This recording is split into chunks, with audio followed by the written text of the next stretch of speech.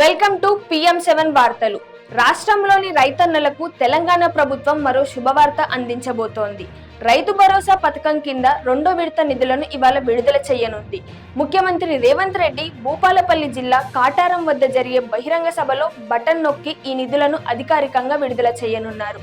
ఈ రెండో విడతలో భాగంగా రాష్ట్ర వ్యాప్తంగా సుమారు 45 లక్షల మందికి పైగా రైతుల ఖాతాల్లో దాదాపు 5,653 కోట్లు జమ చేయనున్నారు.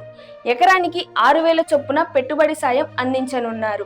ముఖ్యంగా 1 ఎకరం నుండి 5 ఎకరాల వరకు భూమి ఉన్న రైతులు ఈ విడతలో లబ్ధి పొందనున్నారు. నిధులు విడతల వారీగా రైతుల ఖాతాల్లో జమ అవుతాయి. ప్రభుత్వం ఇప్పటికే తొలి విడతలో ఎకరం లోపు భూమి ఉన్న రైతులకు సాయం అందించింది. మొత్తం 9,000 కోట్లను 3 విడతల్లో పంపిణీ చేయాలని లక్ష్యంగా పెట్టుకుంది. ఏప్రిల్ 25 లోపు ఎవరి ఖాతాల్లోనైనా డబ్బులు జమ కాకపోతే వెంటనే సంబంధిత మండల వ్యవసాయ అధికారులను సంప్రదించాలని సూచించింది. తమ వివరాలను సరిచూసుకోవాలని కోరింది. రెండో విడత పూర్తయిన వెంటనే 5 ఎకరాల కంటే ఎక్కువ భూమి ఉన్న రైతులకు మూడో విడత నిధులను ఈ నెలాఖరులోగా విడుదల చేసే అవకాశం ఉంది. ఈ 3 విడతలు పూర్తయ్యేసరికి రైతు భరోసా పథకం కింద మొత్తం 9,000 కోట్ల పంపిణీ పూర్తవుతుంది.